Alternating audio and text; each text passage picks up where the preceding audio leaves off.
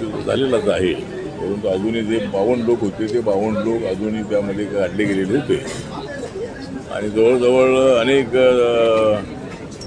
70-75 लोकांचा डेथ त्या ठिकाणी झालेला आहे. तर त्या संबंधामध्ये माननीय देवेंद्र फडणवीस जे उपमुख्यमंत्री आहेत त्यांना निवेदन दिलेलं आहे. मुख्यमंत्री बीबीचे असल्यामुळे काही त्यांना भेटू शकलो नाही, परंतु त्याच्यामध्ये आम्ही मागणी अशी केलेली आहे की महाराष्ट्रामध्ये मोठ्या प्रमाणामध्ये सह्याद्री पर्वत आहे, अनेक डोंगर आहेत आणि डोंगराच्या खाली डोंगरावरती अनेक गावं आहे, अनेक वाडे आहे आणि त्याचं जे सर्वेक्षण आहे, त्याचा जो स्टडी आहे तो करण्यासाठी एखादी एक्सपर्ट कमिटी नेमावी आणि ज्या ज्या ठिकाणी धोकेदायक अशा पद्धतीच्या सगळ्या जे गावं आहे त्यांचं पुनर्वसन सुरक्षित ठिकाणी करावं, अशा पद्धतीची आपण मागणी माननीय देवेंद्र फडणवीस यांच्याकडे केलेली आहे. त्याचबरोबर या लोकांचं जे पुनर्वसन आहे ते खाली सुरक्षित ठिकाणी करावं, त्यांना 2-3 एकर प्रत्येकाला जमीन द्यावी, गाई म्हशी जे आहे ते त्यांना घेऊन द्याव्यात आणि त्यांचं पुनर्वसन योग्य पद्धतीनं करावं, अशा पद्धतीची मागणी आपण केलेली आहे. त्याचबरोबर देवेंद्र फडणवीस यांच्याकडेही आपण मागणी केलेली आहे की मंत्रिमंडळाचा लवकरात लवकर विस्तार होणं अत्यंत आवश्यक आहे. रिपब्लिकन पक्ष हा महाराष्ट्रावर काम करतो आहे. गेल्या जवळजवळ 10-11 वर्षापासून आम्ही BJP शिवसेनेसोबत आम्ही राहिलेलो आहोत आणि रिपब्लिकन पक्षाला मंत्रिपद जे आहे ते देण्याच्या संबंधात आश्वासन आपण दिलं होतं. तर त्यांनी जर सुरुवातीला आपल्याला सांगितलं होतं की मंत्रिमंडळ सुरुवातीचं छोटं मंत्रिमंडळ राहणार आहे, त्यामुळे विस्ताराच्या वेळेला नक्की आपण विचार करू. तर ज्यावेळेला होईल त्यावेळेला नक्की आपला विचार करू असं त्यांनी आश्वासन दिलेलं आहे आणि रिपब्लिकन पक्षाला सत्तेमध्ये जो वाटा आहे, महामंडळं जी आहेत त्यामध्ये सुद्धा वाटा मिळेल अशा पद्धतीचा विश्वास त्याने आपल्याला दिलेला आहे.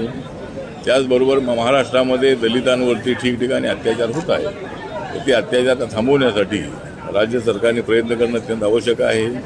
परवा बेडकच्या एका इश्यूच्या संबंधामध्ये माननीय देवेंद्र फडणवीस यांनी चांगली भूमिका घेतली आणि बाबासाहेब आंबेडकरांच्या नावाची कमान आहे ती मिरज तालुक्यामध्ये सांगली जिल्ह्यामध्ये गावच्या सरपंचांनी तोडली होती. तर त्यांच्यावर ॲट्रॉसिटी ॲक्ट त्यांच्यावर ॲक्शन घेतलेली आहे आणि पुन्हा कमान बांधून देण्याचाही त्या ठिकाणी आदेश माननीय देवेंद्र फडणवीस यांनी दिलेले आहेत. त्यामुळं जवळजवळ 150 कुटुंब जे आहेत सगळी आपल्या बायका मुलांसह मुंबईकडे निघाली होती, परंतु माननीय देवेंद्र फडणवीस यांना बोलावून त्यांच्यासोबत चर्चा केली आणि त्यांच्या मागण्या मान्य केल्यामुळं त्या ठिकाणी दलित समाजामध्ये चांगलं वातावरण आहे. पण अजूनही अनेक ठिकाणी अशा पद्धतीचे अत्याचार होत आहेत. कारणं जरी कुठली असली तरी दलितांवरचे अत्याचार थांबवले पाहिजे आणि त्यासाठी एखादी आपण बैठक बोलवावी अशी सूचना आपण त्यांना केलेली आहे आणि त्यासाठी नक्की अधिवेशन संपल्यानंतर एक बैठक बोलावू असं ते आपल्याला म्हणालेले आहे. त्यामुळं आज फक्त देवेंद्र फडणवीस यांचीच भेट झालेली आहे आणि माननीय मुख्यमंत्री एकनाथ शिंदेजी आणि अजितदादा हे हाऊसमध्ये असल्यामुळं त्यांची भेट होऊ शकली नाही, पण नंतर मी त्यांना भेटणार आहे. म्हणजे आमच्या मागणी आहे त्या मागणी आम्ही त्यांच्याकडे मांडणार आहोत. थोड़क्यात हिंदीत सांगा सर, आज आप यहाँ आए थे मुलाकात करने के लिए देवेंद्र जी को, क्या उद्देश्य था, किस उद्देश्य से आए थे? अब तो मतलब आज मैं यहाँ आया था, मैं इरशालवाड़ी को कल भेंट देकर आया था. वहाँ के लोगों की भावना सरकार के सामने रखने की आवश्यकता थी और इरशालवाड़ी का पुनर्वसन जो है ये पुनर्वसन सही जगह पर होना चाहिए और मकान के पुनर्वसन के साथ साथ उनको खेती के लिए ज़मीन भी मिलनी चाहिए, उनको गाय भैंस वगैरह लेकर भी देना चाहिए ताकि उनका मतलब जो आगे का गुजारा चल सके. तो ये मेमोरेंडम मैंने माननीय उपमुख्यमंत्री देवेंद्र फडणवीस को दिया है और उसमें मेन मांग हमने ये की है कि महाराष्ट्र में बहुत जगह पर इसी तरह के हादसे होते हैं. 1 साल पहले भी महाड़ में इसी तरह का हादसा हुआ था और बहुत भारी बारिश से मतलब पत्थर गिर जाते हैं और इसीलिए धोखे के जगह पर जो गांव है उनको मतलब वहाँ से सुरक्षित जगह पर ले जाने के लिए एक एक्सपर्ट कमेटी का निर्माण करना चाहिए और ऐसे गांवों को सुरक्षित जगह पर लाना चाहिए. इसी तरह की एक मुख्य मांग हमने की है, उस पर जरूर मतलब सरकार विचार करेगी उन्होंने बताया है.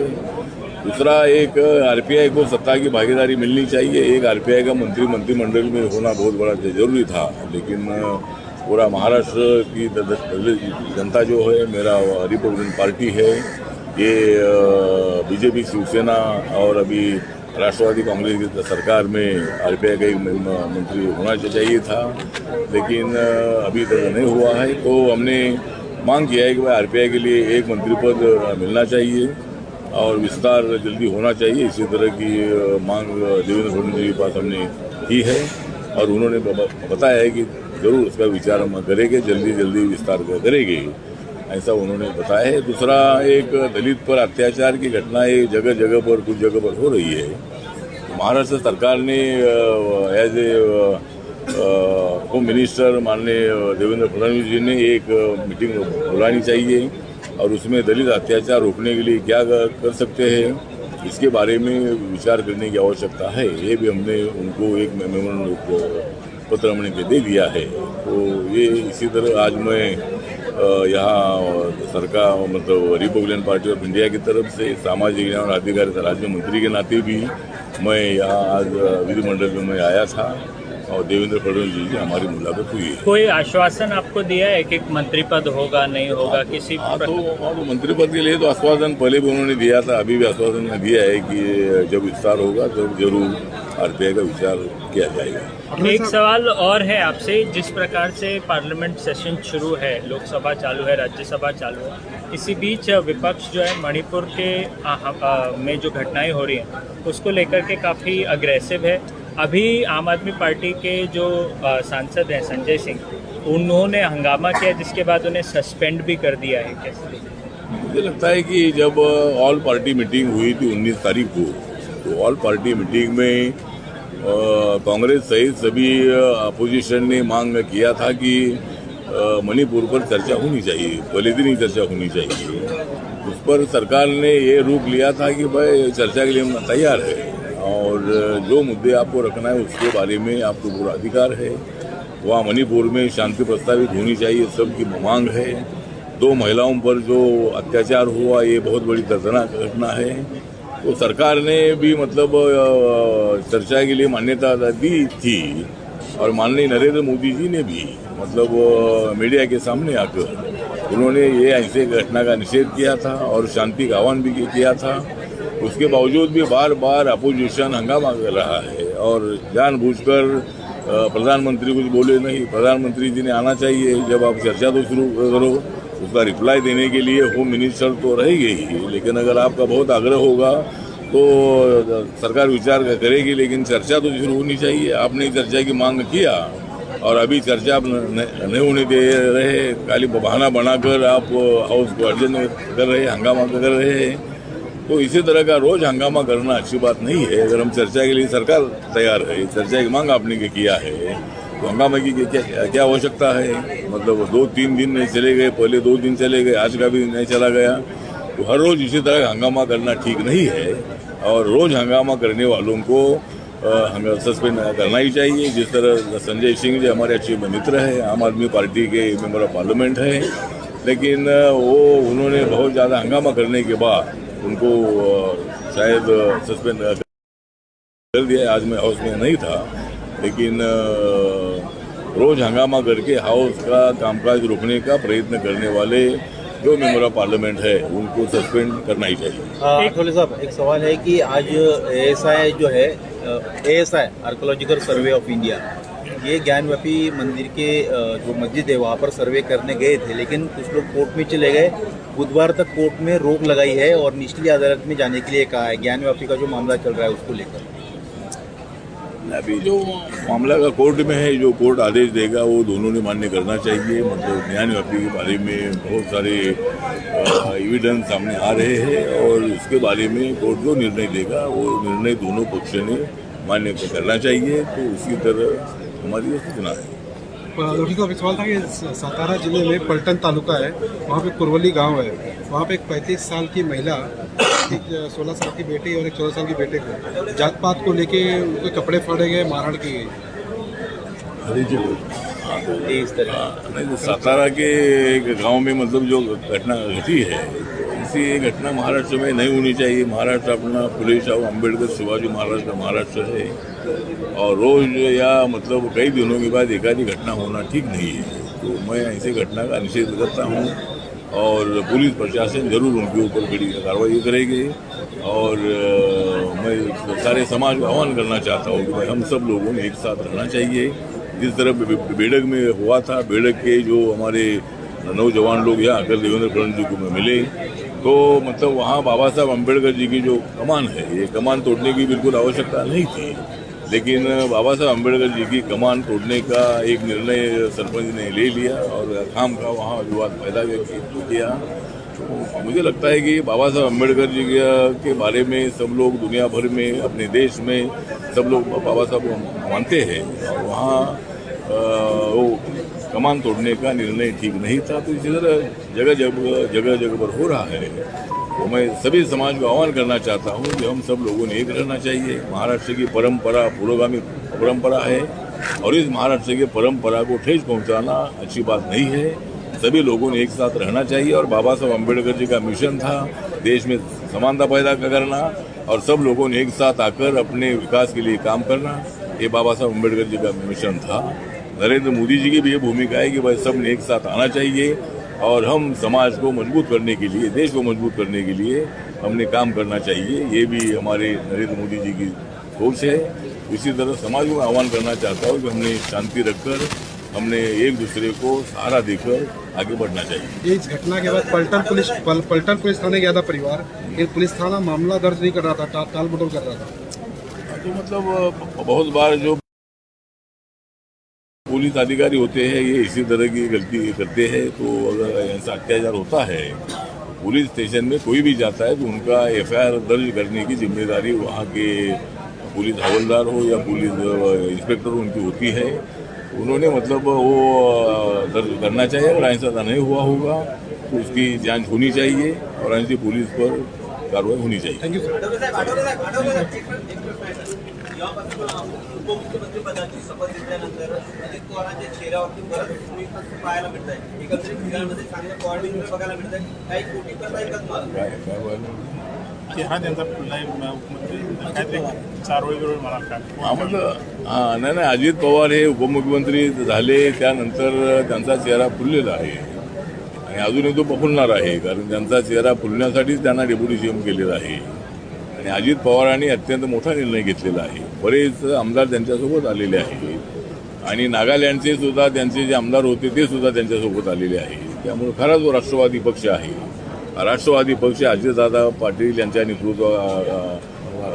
अजितदादा पवार यांच्या नेतृत्वाखाली सगळ्या देशामध्ये मजबूत होतो आहे। माननीय शरद पवार साहेबांच्याबद्दल आम्हाला आदर आहे, परंतु शरद पवार साहेब जर इंडियासोबत आले असते, जर पवार साहेबांनीच हा निर्णय घेतला असता तर कदाचित राष्ट्रवादी काँग्रेस पक्षामध्ये फूट होत नव्हती आणि फूट म्हणण्यापेक्षा आता खरा राष्ट्रवादी जो आहे तो अजित दादांचा आहे आणि अजून वेळ केलेली नाही। एवढे जर आमदार इकडे आलेले आहेत तर तिकडे पवार साहेबांनी राहून काही उपयोग नाही आहे। त्यामुळं पवार साहेबांनी सुद्धा इंडियामध्ये येण्याचा विचार करणं अत्यंत आवश्यक आहे। त्या विरोधी पक्षाच्या बाजूला जाऊन काही फायदा होणार नाही। नरेंद्र मोदींना हटवणं हे एवढं सोपं काम अजिबात नाही।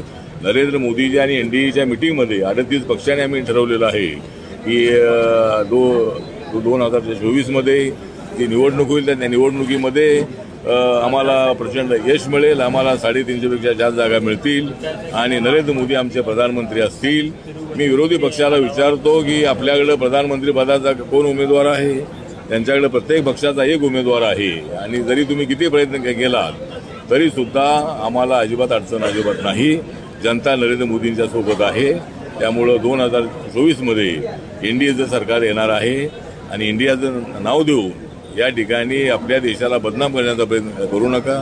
तुमच्या अलायन्सचं नाव वेगळं ठेवणं आवश्यक आहे, इंडिया नाव ठेवणं बरोबर नाही आहे आणि तुम्हाला प्रयत्न करण्याचा अधिकार आहे लोकशाहीमध्ये, परंतु आम्ही सुद्धा आमचा प्रयत्न आम्ही सोडलेला नाही आणि 2024 जी निवडणूक आहे ती निवडणूक आम्ही अत्यंत चांगल्या मताने जिंकणार आहोत. आठवले साहब, एक सवाल है, मद्रास हाईकोर्ट ने एक सर्कुलर जारी कर कहा है कि बाबा साहेब अम्बेडकर की जितनी भी तस्वीरें न्यायालय में हैं सबको हटा दिया जाए और केवल महात्मा गांधी की तस्वीर जो है वो न्यायालय परिसर में लगाई जाए.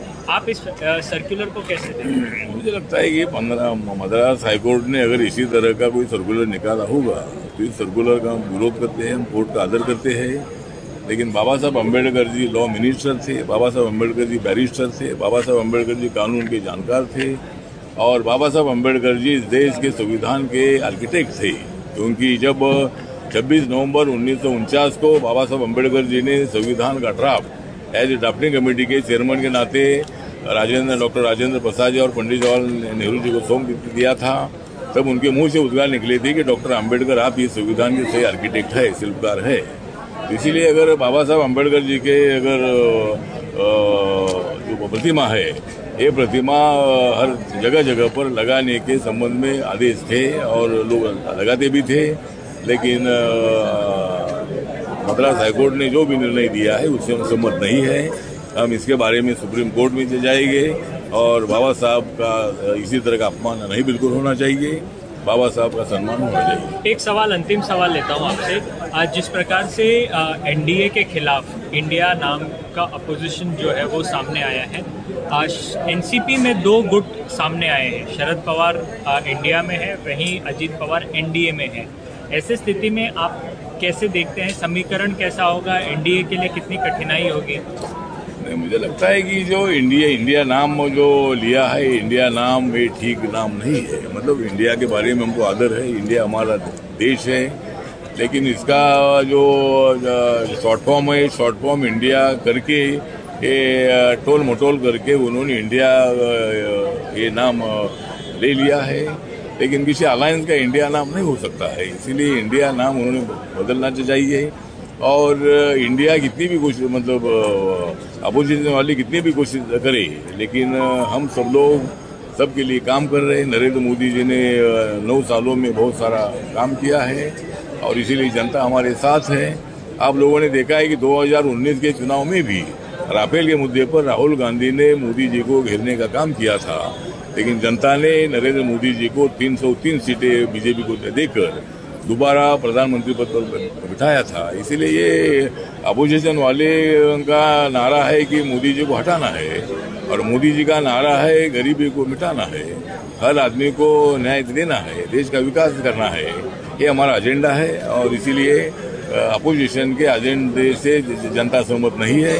जनता मोदी जी के साथ है और हमारी आरपीआई मोदी जी के साथ है. शरद पवार आएंगे क्या एनडीए में, आपको लगता है? शरद पवार जी ने आना चाहिए, लेकिन अभी शरद पवार जी वहाँ रहकर क्या करेंगे? अभी पूरे एमएलए इधर आ गए हैं और सभी पार्टी इधर आ रही है. पवार साहब ने अकेले ने रहना ठीक नहीं है, लेकिन अभी क्या करना है वो निर्णय वो लेंगे.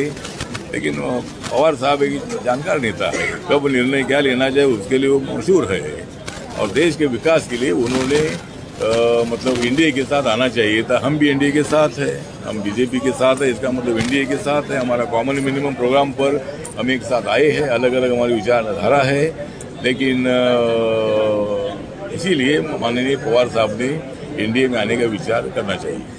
सर्व पत्रकारांचे चॅनलवाल्यांचे आभार मानतो पण पक्षाच्या वतीनं.